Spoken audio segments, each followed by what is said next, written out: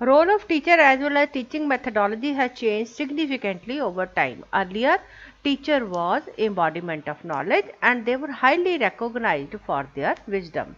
They were totally committed to teaching and teacher was considered supreme. They enjoyed prestigious status and teacher took role of preacher and taught only to the selected audience. Usually, lecture method was used to engage learners actively and they prompted questions too. The only weakness of this method was that it required intrinsic motivation on part of learner and charisma on part of teacher. It created dependence of learner on the teacher and it was basically an authoritarian way. Later on, as information became more abundant, it developed to more democratic setup and intellectual autonomy was developed. In modern period, we talk of master companionship, we talk of more of guidance and more of independence to the learner and hence it is more of autonomy. Modern method consists of flipped teaching method. We talk more of emotions in learning. We talk of self-learning, digital learning, informal learning and adult learning. जैसे जैसे समय में बदलाव आया वैसे वैसे शिक्षण की प्रणाली में भी बदलाव आया, शिक्षक में भी बदलाव आया और शिक्षण की पद्धतियों में भी बदलाव आया। शिक्षकों ने नए नए तरीके खोजे, नए नए मेथड्स बनाए जिससे वो विद्यार्थी को बेहतर तरीके से शिक्षा दे पाए। आज हम जानने वाले हैं एजुकेशनल मॉडल्स ऑफ टीचिंग के बारे में, यानी शिक्षण के अलग अलग प्रतिमानों के बारे में। क्योंकि बहुत सारे शिक्षण के मॉडल्स हैं इसलिए बेहतर है कि हम उनको कैटेगराइज करके या क्लासिफाई करके पढ़ें। आज हम पढ़ने वाले हैं इनका 5 फोल्ड क्लासिफिकेशन। सबसे पहले जान लेते हैं what are models. Model of teaching are patterns or plans which are based on scientific principles about teacher-learner interaction in classroom or in other situations. This is the definition given by Bruce Joyce and Marcia Weil. इस definition के अनुसार model of teaching ऐसे pattern या plan हैं जो कि scientific principle पर based हैं और जो कि टीचर और लर्नर के बीच में कक्षा के अंदर या कक्षा के बाहर जो इंटरेक्शंस होती हैं उनके ऊपर बेस्ड हैं। तो ये जो डेफिनेशन है मॉडल की ये काफ़ी कॉम्प्रिहेंसिव है। ये बताती है कि बेसिकली मॉडल्स पैटर्न्स और प्लान्स होते हैं, प्रिंसिपल इनके साइंटिफिक होते हैं और इसमें सभी तरह के मॉडल इंक्लूडेड हैं। वो मॉडल जो टीचर लर्नर के साथ क्लासरूम इंटरेक्शन के दौरान यूज़ कर सकता है और वो मॉडल भी जो कि कक्षा के बाहर प्रयोग में लाए जा सकते हैं। Model is systematic plan based on thoughts and research by experts in various fields in day-to-day teaching. तो जो विचारकों ने या जिन्होंने इसके ऊपर शिक्षण के ऊपर शोध किया है उनकी जो थ्योरीज हैं या उनकी जो फाइंडिंग्स हैं जब हम उनको रोज़मर्रा की क्लासरूम टीचिंग में प्रयोग लाने के लिए एक सिस्टमेटिक प्लान तैयार करते हैं तो उसको मॉडल कहा जाता है। Models counselors, researchers, teachers, psychologist, sociologist कई लोगों के द्वारा डेवलप किए गए हैं। मॉडल ऑफ टीचिंग इसलिए डिज़ाइन किए जाते हैं ताकि किसी स्पेसिफिक पर्पस को इन टीचिंग में अचीव किया जा सकता है। ये जो हमारा जो स्पेसिफिक पर्पस है ये इंफॉर्मेशन प्रोवाइड करने का भी हो सकता है, कॉन्सेप्ट डेवलपमेंट का हो सकता है, थिंकिंग डेवलप करने का हो सकता है, सोशल डेवलपमेंट का हो सकता है, वैल्यू एजुकेशन का हो सकता है। तो क्योंकि शिक्षण में कई तरह के उद्देश्य रहते हैं जिनको शिक्षक प्राप्त करने की चेष्टा करता है इसलिए शिक्षक के पास कई तरह के मॉडल्स अवेलेबल हैं। बेसिकली इन सभी में स्टूडेंट और टीचर को बराबर के पार्टनर के रूप में देखा जाता है।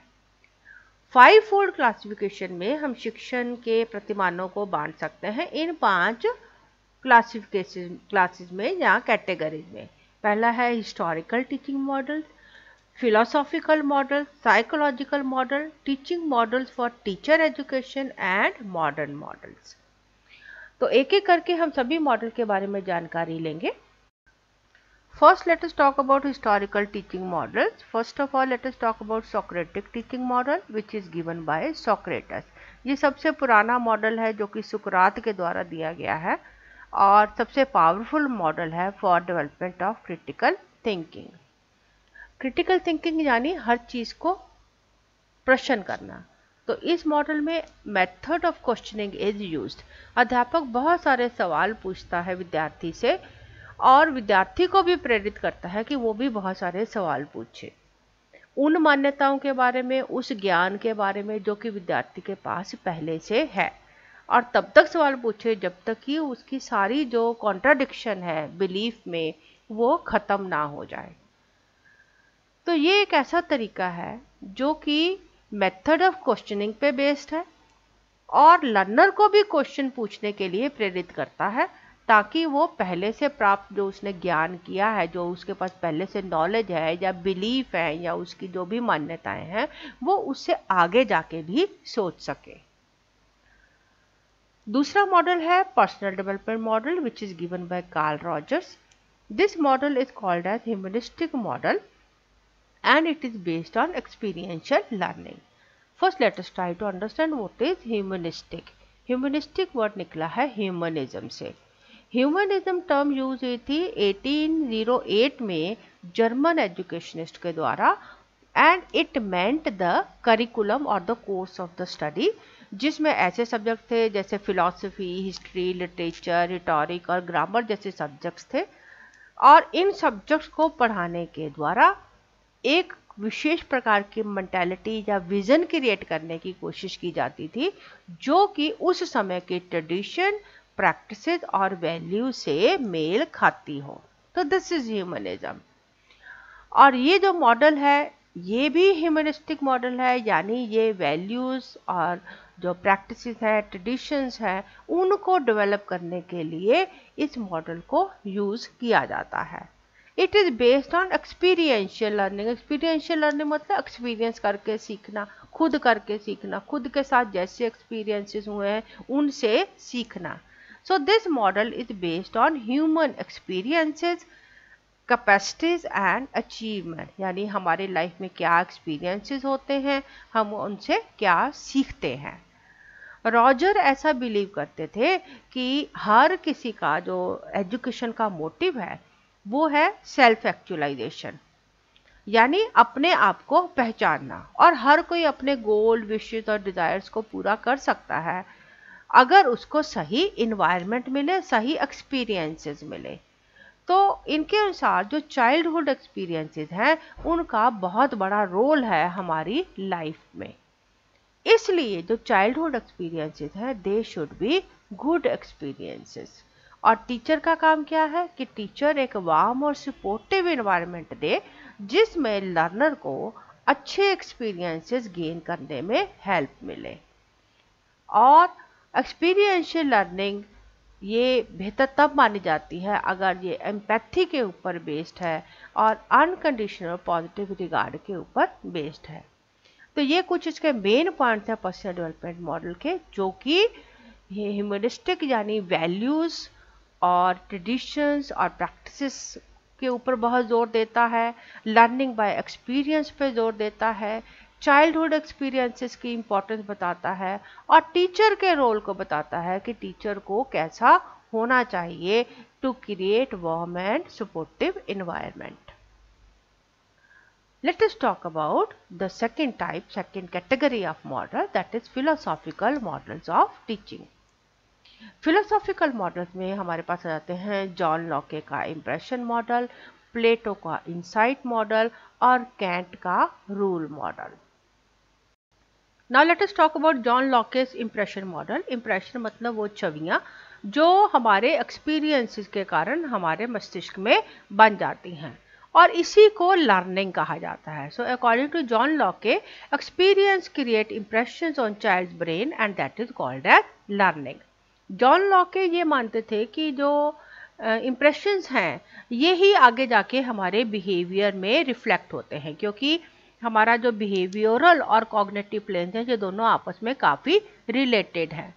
तो बेहतर है कि शुरू से ही अच्छे इंप्रेशंस बनाए जाएं ताकि बच्चे की अच्छी हैबिट्स बने, क्योंकि बाद में बुरी हैबिट्स को बदल के नई हैबिट बनाना बहुत मुश्किल हो जाता है। तो जॉन लॉके का इंप्रेशन मॉडल स्ट्रिक्ट डिसिप्लिन को फेवर करता है, लेकिन स्ट्रिक्ट डिसिप्लिन का मतलब ब्रूटैलिटी या स्टर्ननेस नहीं है। इसका मतलब ये है कि अच्छा मॉडल कैरेक्टर बिल्ड किया जाए और पेरेंट्स का जो अफेक्शन है वो एक रैशनल कंट्रोल में हो। जॉन लॉके ये मानते थे कि जिस तरह से एक समय पे जो दो वस्तुएं एक स्थान पर हैं वो दोनों बिल्कुल एक जैसी नहीं होती, उनमें कुछ ना कुछ अंतर रहता है। इसी तरह अगर कोई वस्तु दो अलग अलग स्थानों पे हमें एक समय पे मिल रही है तो इसका मतलब वो दोनों वस्तुओं में कुछ ना कुछ असमानता है। इसी तरह जो हमारा मस्तिष्क है या हमारे सोचने की जो क्षमता है या हमारा इंटेलिजेंस है वो भी किन्हीं दो समय पे बिल्कुल एक जैसा नहीं होता। जो चीज़ हमारे थिंकिंग को कंट्रोल करती है वो है हमारा कॉन्शियसनेस, और कॉन्शियसनेस के कारण ही कोई मनुष्य बाकी अन्य मनुष्यों से अलग होता है। तो उनकी फिलॉसफी के अनुसार जो इम्प्रेशन मॉडल है ये यूज़ होता है फॉर पर्सनैलिटी डेवलपमेंट, और इसको पर्सनैलिटी डेवलपमेंट का एक बहुत अच्छा मॉडल माना जाता है। Now let us talk about Plato's insight model. Now this Plato, we know Plato was student of Socrates. तो इनका ये जो मॉडल है ये भी क्वेश्चन और आंसर टेक्निक के ऊपर बेस्ड है। According to Plato, the real knowledge is not mere information. यानी सिर्फ ज्ञान देना, सिर्फ नॉलेज देना, सिर्फ जानकारी देना, इसी को पूरी नॉलेज या पूरा ज्ञान नहीं कहा जा सकता। तो जो इन्फॉर्मेशन है उसको ज्ञान से अलग किया जा सकता है। जो चीज़ें हम सेंस ऑर्गन से परसीव करते हैं और जो फैक्ट हम इकट्ठे करते हैं, ज्ञान उससे भी बड़ी चीज़ है, क्योंकि ज्ञान जुड़ा है हमारे मेंटल प्रोसेसेस से, लैंग्वेज से और बहुत सारे मेंटल डोमेन्स के साथ। प्लेटो ये मानते थे कि जो नॉलेज है इसके लिए अध्यापक का ये कार्य है कि वो इनसाइट डेवलप करे, क्योंकि बहुत सारी जानकारी लर्नर के पास पहले से होती है। तो नॉलेज जो है ये किसके ऊपर डिपेंड करता है, ये उस अंतर्दृष्टि के साथ संबंधित है, उस इंटरनल विजन के साथ रिलेटेड है जिसको डेवलप करने में टीचर को हेल्प करना चाहिए। और इसके लिए वो प्रपोज करते हैं teaching method which is based on refined oral question and answer technique. तो ये मॉडल काफ़ी कुछ सोक्रेटिस के मॉडल से मिलता है, जिससे विद्यार्थियों में इनसाइट यानी अंतर्दृष्टि विकसित की जा सकती है। Next is Kant rule model.